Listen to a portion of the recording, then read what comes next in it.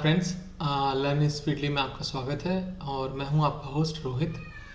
पिछले लेक्चर में मैंने आपको बताया था नंबर लाइन के बारे में, मीन्स जो कि एक टॉपिक है नंबर सिस्टम्स चैप्टर का।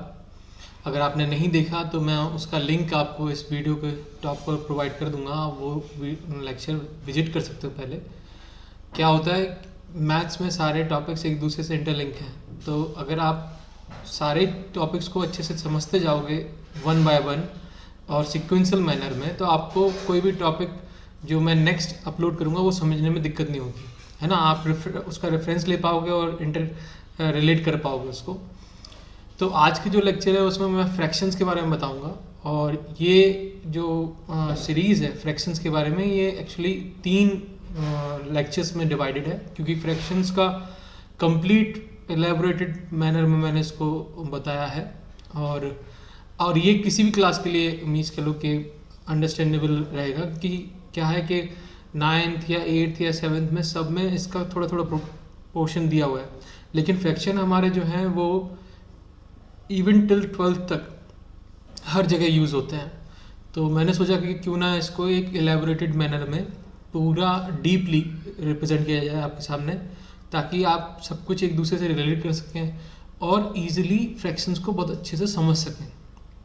तो स्टार्ट करते हैं। फिर स्टार्टिंग से ही पहले इस लाइन से, a fraction represents a part of a whole और more generally any number of equal parts.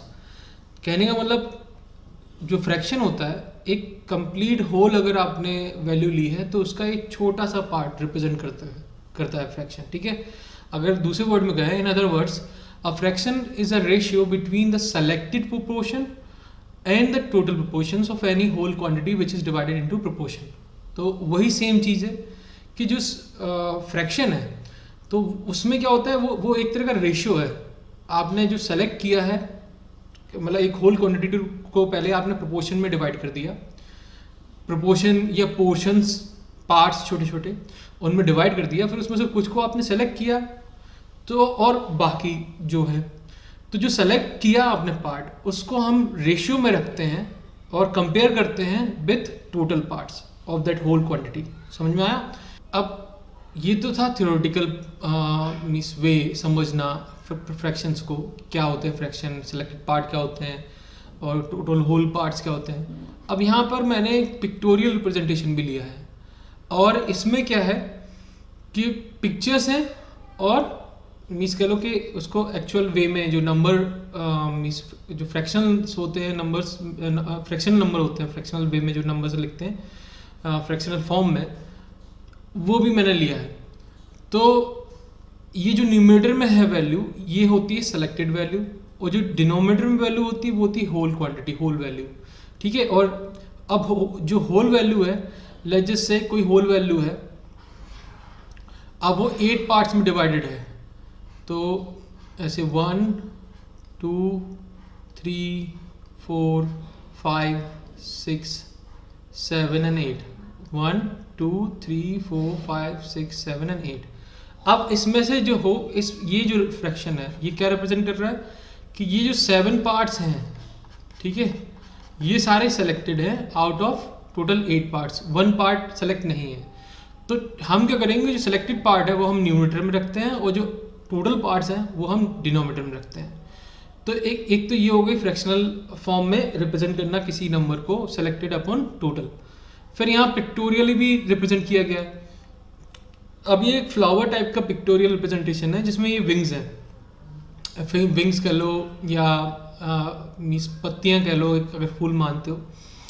तो आप काउंट करोगे 1 2 3 4 5 6 7 8 9 10, टोटल 10 है, ठीक है।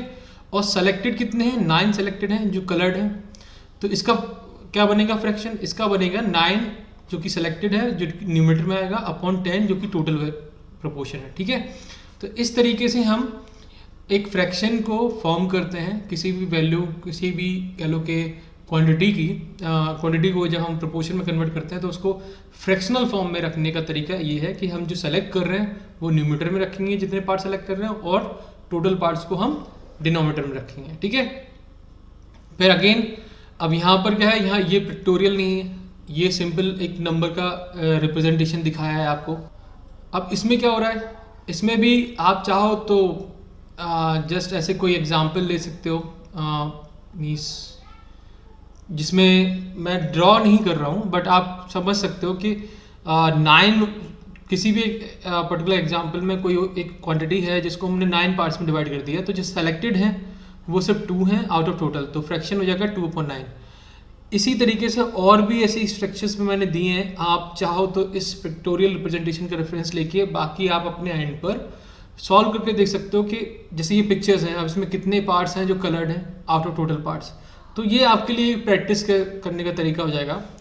तो आई होप आपको समझ में आया होगा कि क्या होता है सिलेक्टेड पार्ट, ठीक है, और क्या होता है होल पार्ट, फ्रैक्शन क्या होता है, फ्रैक्शन को हम प्रोपोर्शन में कैसे लिखते हैं, कैसे रेशियो में डिवाइड करते हैं, ठीक है।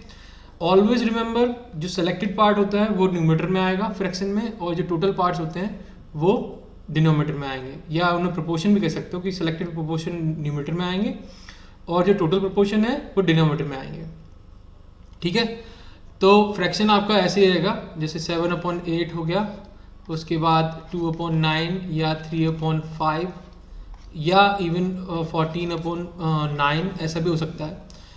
तो ये कुछ एग्जांपल्स हैं फ्रैक्शंस को लिखने का तरीका, कुछ रेशियोज हैं और selected proportion upon total proportion को लिखने का तरीका, ठीक है।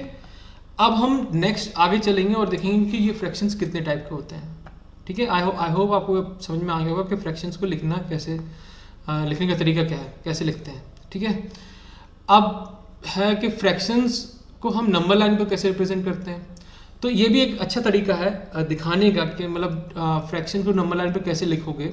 और नंबर तो हम क्या करते हैं कि मैंने आपको जैसे पिछले लेक्चर में बताया था कि नंबर लाइन पे जब नंबर्स को रिप्रेजेंट करते हैं तो वो इक्वल डिस्टेंस पे रखते हैं, ठीक है। अब जब इक्वल डिस्टेंस में रख रहे हैं तो मान लो आपने एक कोई यूनिट डिस्टेंस उठा ली किसी दो नंबर के बीच में, ठीक है। फॉर एग्जाम्पल यहाँ पर मैंने 0 और 1 के बीच में एक कोई यूनिट डिस्टेंस है। अब करना यह है कि मान लो आप मीन्स इस डिस्टेंस को भी अगर आप कितने पोर्शन में डिवाइड कर रहे हो पहले आपको ये डिसाइड करना पड़ेगा। मैंने यहाँ पर इस यूनिट डिस्टेंस को 0 से 1 के बीच में जो डिस्टेंस है 1 यूनिट डिस्टेंस, इसको मैंने 5 पार्ट्स में डिवाइड किया है। तो जब 5 पार्ट्स में डिवाइड किया है तो मैंने हर पार्ट को फ्रैक्शनल फॉर्म में रिप्रेजेंट भी किया है, 1 2 3 4 5। तो पहला पार्ट 1/5, दूसरा 2/5, फिर 3/5, फिर 4/5 एंड 5/5। अगर आप 5/5 को फर्दर डिवाइड करते हो 5 1 5 तो वैल्यू 1 आती है, इसीलिए यहाँ पर 1 वैल्यू रिप्रेजेंट की है। इसी तरीके से अब जितने भी यूनिट डिस्टेंस हैं उन सभी को मैंने 5 पोर्शन में डिवाइड किया है। तो जो इसके बाद नेक्स्ट प्रोपोर्शन हो जाएगा वो अपन 6/5, फिर 7/5, फिर 8/5, फिर 9/5, फिर 10/5। 10/5 को अगेन अगर आप 5 से इसको डिवाइड करते हो तो value will give 2 which is already hair. तो इस तरीके से हम नंबर लाइन पर एक यूनिट डिस्टेंस को नंबर ऑफ मीन्स कह लो कि डिजायर्ड प्रोपोर्शंस में डिवाइड करते हैं। अब यहाँ पर बात आती है कि हमें कोई एक पर्टिकुलर डिस्टेंस, उस यूनिट डिस्टेंस में भी कोई एक पर्टिकुलर फ्रैक्शनल पार्ट हमें सेलेक्ट करना है। फॉर एग्जांपल मुझे यहाँ से यहाँ तक का यूनिट डिस्टेंस, इस यूनिट डिस्टेंस को जो मैंने डिवाइड किया है इसको, इसके अंदर भी मैंने इतना बस सेलेक्टेड पार्ट को मुझे चूज करना है, इसको लेना है। तो मैं क्या, इसका फ्रैक्शन क्या हो जाएगा, जहाँ तक मैंने लिया है वो पार्ट बस वो, यानी कि 2/5। तो इतने पार्ट को अगर मुझे शो करना है तो इसकी वैल्यू हो जाएगी 2/5। अगर यहाँ तक लेना है तो हो जाएगी 3/5, अगर यहाँ तक लेना है तो हो जाएगी 4/5, अगर पूरा कंप्लीट लेना है तो हो जाएगी 5/5 विच इज 1। नंबर लाइन पर नंबर्स के फ्रैक्शंस को हम ऐसे ही रिप्रेजेंट करते हैं, मतलब इक्वल डिस्टेंस, जैसे एक यूनिट डिस्टेंस लिया उसको इक्वल प्रोपोर्शन में डिवाइड किया तो इक्वल डिस्टेंस में डिवाइड कर दिया, उस टोटल डिस्टेंस जो यूनिट डिस्टेंस है उसको भी इक्वल पार्ट्स में डिवाइड कर दिया, ठीक है। और ये तरीका पॉजिटिव साइड भी हो सकता है, यही सेम तरीका नेगेटिव साइड में आपको करना है। तो मैंने दिखाया भी है, आप समझ जाओगे इजीली कि जो नेगेटिव साइड के भी यूनिट डिस्टेंसेस हैं उनको भी मैंने इक्वल प्रोपोर्शन में डिवाइड किया है। अब ये आपके ऊपर है कि आप कितने पार्ट इसमें से सेलेक्ट करना चाहते हो। तो जितने पार्ट सेलेक्ट करोगे, जिस पर्टिकुलर पार्ट तक आप जाओगे, बस वही उसको रिप्रेजेंट करने का फ्रैक्शनल फॉर्म हो जाएगा, ठीक है। जैसे कि अगर मैं यहाँ पे थर्ड पार्ट तक गया, अगर 0 से थर्ड पार्ट तक गया तो इसका जो रिप्रेजेंट करने का फ्रैक्शनल फॉर्म होगा वो होगा -3/5, ठीक है। आई होप आपको ये क्लियरली समझ में आ गया होगा। बहुत ईजी है, कोई टफ नहीं है, ठीक है। तो नंबर आप चलते हैं कि मीन्स कितने टाइप के फ्रैक्शंस होते हैं। तो पहला जो फॉर्म आता है हमारा वो है प्रॉपर फ्रैक्शन। क्या होता है प्रॉपर फ्रैक्शन? क्या होता है? इजी है। In a fraction when the numerator is less than the denominator then it is known as a proper fraction. That is numerator is less than denominator, मतलब n for numerator, d for denominator. तो n is less than d का मतलब है numerator is less than denominator. यहाँ पर कुछ examples हैं, आप देख सकते हो। इन सभी में जो न्यूमरेटर है वो डिनोमिनेटर से छोटा है, ठीक है। 3/6, 2/7, 4/6, 5/7, 3/8। तो ये सारे क्या है? ये प्रॉपर फ्रैक्शन। जब भी आप देखोगे कि न्यूमरेटर डिनोमिनेटर से छोटा है तो वो सारे हो जाएंगे प्रॉपर फ्रैक्शन, ठीक है। 2/3, 4/5, 11/16 एंड सो ऑन, ठीक है। इजी है। प्रॉपर फ्रैक्शन क्या होता है, आई होप समझ में आ गया होगा। अब चलते हैं इम्प्रॉपर पे। तो इम्प्रॉपर प्रॉपर का जस्ट रिवर्स है। यहाँ क्या होता है? न्यूमरेटर बड़ा हो जाता है डिनोमिनेटर से। तो in a fraction when the numerator is greater than the denominator then it is known as improper fraction. यहाँ पर मैंने इम्प्रॉपर के कुछ एग्जांपल्स दिखाए हैं, पिक्टोरियली भी रिप्रेजेंट किया है, आप चेक कर सकते हो। 14/4, 8/3, 7/5, 10/6, 19/7, ये सारे एग्जांपल्स हैं इम्प्रॉपर फ्रैक्शन के। अब इस इम्प्रॉपर फ्रैक्शन को हम मिक्स फ्रैक्शन में भी कन्वर्ट कर सकते हैं। कैसे? आगे जब मैं बताऊंगा मिक्स फ्रैक्शन तब मैं इसको एक्सप्लेन कर दूंगा, क्योंकि सारे फ्रैक्शंस मैं लेके चल रहा हूँ। इस वीडियो में मैं आपको यूनिट फ्रैक्शन तक ही बताऊंगा। नेक्स्ट वीडियो में मैं आपको और जो डिफरेंट फ्रैक्शंस है उनके बारे में बताऊंगा जब, तो उसमें एक मिक्स फ्रैक्शन भी होता है, और तब मैं आपको वहाँ बताऊंगा कि मिक्स फ्रैक्शन में कैसे कन्वर्ट करते हैं एक इम्प्रॉपर फ्रैक्शन को, या इम्प्रॉपर को अगर मिक्स में दिया है तो उसको इम्प्रॉपर में कैसे कन्वर्ट करते हैं। एक दो एग्जांपल जैसे मैं लेके यहाँ पर दिखा भी देता हूँ। मान लीजिए ये 14/4 है, ठीक है सर। तो अगर आप इसको डिवाइड करोगे ऐसे तो इट विल गो 3 टाइम्स और रिमाइंडर आएगा 2।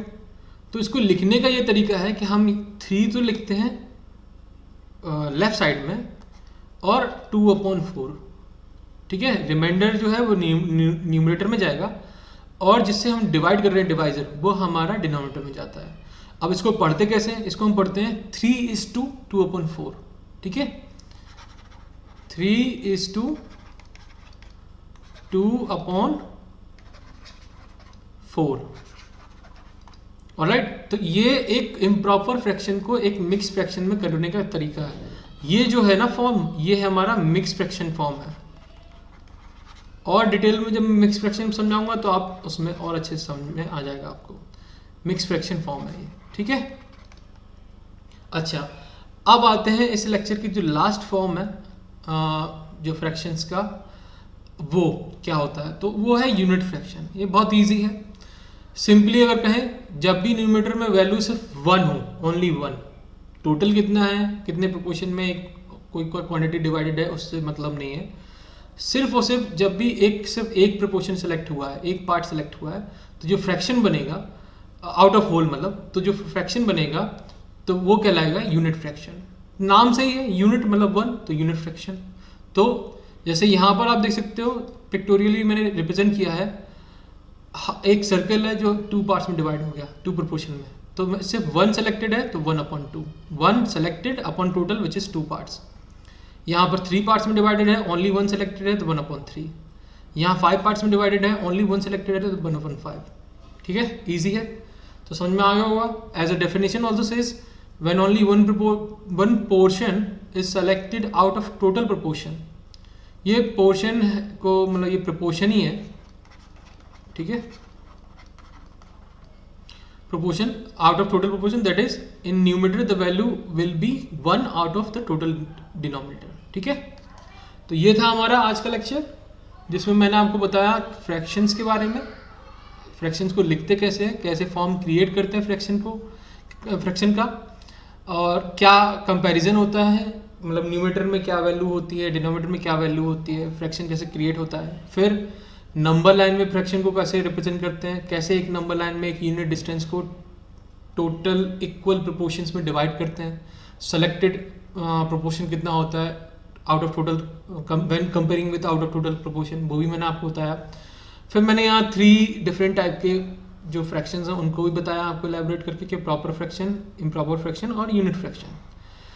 ऑल राइट, अब मिलता हूँ मैं आपको नेक्स्ट वीडियो में, जहाँ पर मैं और जो इसके पार्ट्स हैं फ्रैक्शंस के उनको भी एलैबोरेट करके बताऊँगा।